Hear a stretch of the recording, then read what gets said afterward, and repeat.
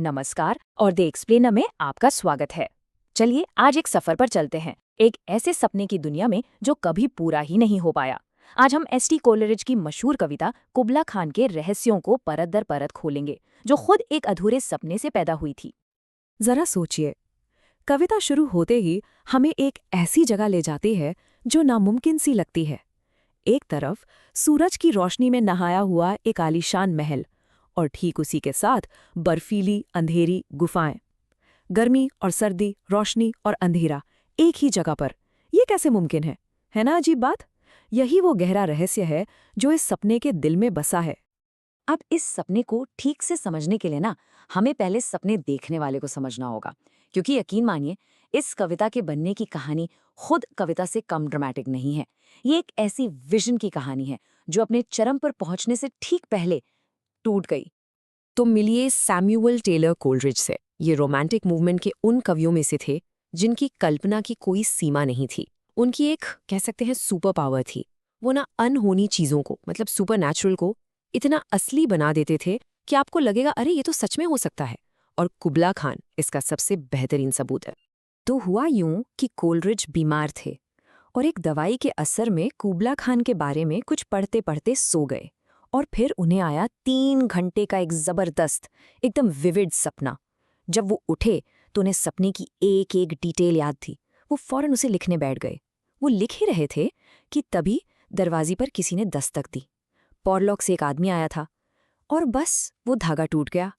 जब वो वापस आए, सपना जा चुका था, धुंधला पड़ चुका था, और वो शानदार कविता हमेशा हमेशा के लिए अधूरी रह गई।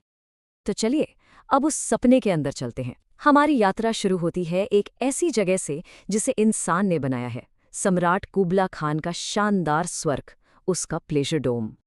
जगह का नाम है ज़ैनाडू, और यहाँ सम्राट कुबला खान ने एक आलीशान महल बनाने का हुक्म दिया है।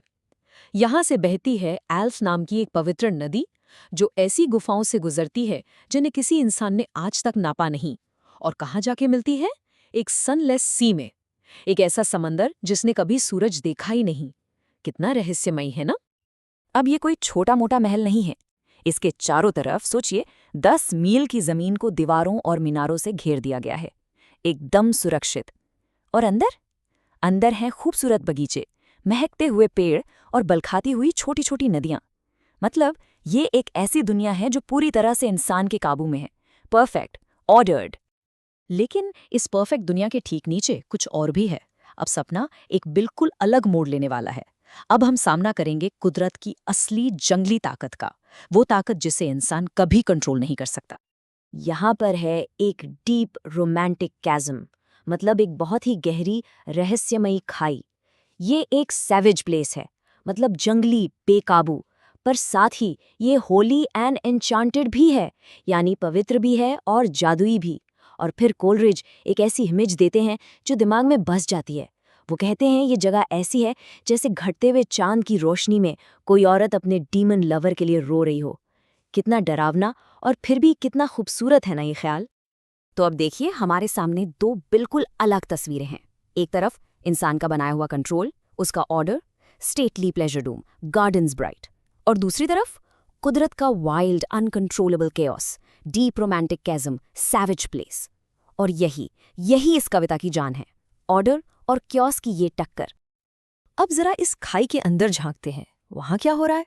सीजलेस टर्मोइल सीथिंग, मतलब लगातार एक उबाल, एक खलबली मची हुई है। और इसी खलबली से हर पल एक जबरदस्त फव्वारा फूटकर बाहर निकल रहा है। और जानते हैं ये क्या है? यही है उस पवित्र नदी एल्फ का सोर्स। तो सोचिए क्रिएशन कहाँ से हो रहा है? तबाही से, केओस से। यहाँ बनाना और बिगाड़ना दोनों एक ही सिक्के के दो पहलू हैं। और इस सारे शोर शराबे और उथल पुथल के बीच कुबला खान को कुछ सुनाई देता है, दूर से, अपने पूर्वजों की आवाजें जो युद्ध की भविष्यवाणी कर रही हैं। देखिए हकीकत यहाँ भी पीछा नहीं छोड़ रही। आप भले ही जन्नत बना लें, पर एक राजा की जिंदगी की सच्चाई यानी जंग का खतरा उस सपने में भी घुस आती है। और अब कविता एक बहुत ही दिलचस्प मोड़ लेती है। अब बात जमीन और आसमान की नहीं होगी, अब बात होगी उस शक्ति की जो ये सब बना सकती है, यानी एक आर्टिस्ट की, एक कवि की कल्पना की शक्ति। अब हम देखेंगे कि कैसे एक क्रिएटर, एक बनाने वाला भगवान की तरह बन जाता है। तो अब पोएट को इसी सपने के अंदर एक और सपना याद आता है, एक पुरानी याद। उसे याद आती है एक अबिसिनियन मेड, एक लड़की जो डल्सिमा बजा रही थी और माउंट एबोरा के बारे में गा रही थी। और बस यही याद, यही लड़की और उसका संगीत अब कवि के लिए सबसे बड़ी इंस्पिरेशन बन जाती है। तो आप सोच रहे होंगे ये डल्सिमा आखिर होता क्या है? ये एक स्ट्रिंग इंस्ट्रूमेंट है, जैसे आप देख सकते हैं। इससे छोटे छोटे हथौड़ों से बजाया जाता है और इससे बहुत ही मीठी आवाज निकलती है। जरा इस आवाज को अपने मन में इमेजिन कीजिए, क्योंकि यही आवाज इस पूरी विजन के दिल में है। और यहीं पर कवि अपनी सबसे बड़ी ख्वाहिश बताता है। वो कहता है, काश काश मैं उस संगीत को, उस गाने को अपने अंदर दोबारा जिंदा कर पाता। क्योंकि अगर उसने ऐसा कर लिया तो वो उस संगीत की ताकत से उस पूरे महल को हवा में बना देगा। सोचिए, कुबला खान को महल बनाने के लिए पत्थर और मजदूर लगे, कवि को क्या चाहिए? सिर्फ संगीत और शब्द। और दोस्तों, यही है कविता का क्लाइमैक्स।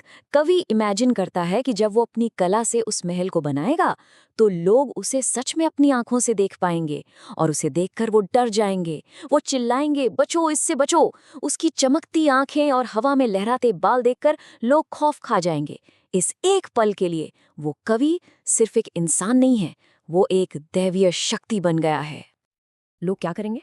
वो उसके चारों तरफ 3 बार एक घेरा बनाएंगे, एक मैजिक सर्कल, और एक होली ड्रेड, एक पवित्र डर से अपनी आंखें बंद कर लेंगे। पर ऐसा क्यों? फिर डर क्यों रहे सब? क्योंकि ये कवि कोई आम इंसान नहीं रहा। उसने हनी ड्यू चखा है और पैराडाइज का दूध पिया है। मतलब उसने जन्नत का स्वाद चख लिया है। उसके पास अब दैवीय शक्ति है, और ऐसी शक्ति से तो डरना ही चाहिए। तो अब हम इस सपने से बाहर आ रहे हैं और हमारे सामने एक बहुत बड़ा सवाल खड़ा है। सवाल ये है कि एक अधूरी कविता इंग्लिश लिटरेचर की सबसे महान कविताओं में से एक क्यों मानी जाती है? ये सवाल मैं आपसे भी पूछती हूँ। सोचिए, कोई चीज़ जो अधूरी है, वो मास्टरपीस कैसे हो सकती है? शायद जवाब इसी बात में है कि ये कविता हमें दिखाती है इमेजिनेशन की कोई हद नहीं होती। ये हमें दिखाती है कि बनाने की ताकत क्या होती है। और ये हमें ऑर्डर और कियोस के बीच की उस कभी न ख़त्म होने वाली लड़ाई को इतनी खूबसूरती से दिखाती है कि शायद पूरी पूरी किताबें भी ना दिखा पाएं। और शायद शायद सबसे अच्छा जवाब तो बस यही है। कुछ सपने इतने बड़े, इतने ताकतवर होते हैं कि वो कभी पूरे हो ही नहीं सकते। और कुबला खान बस एक ऐसा ही सपना है, एक खूबसूरत अधूरा सपना जो हमेशा एक रहस्य बना रहेगा।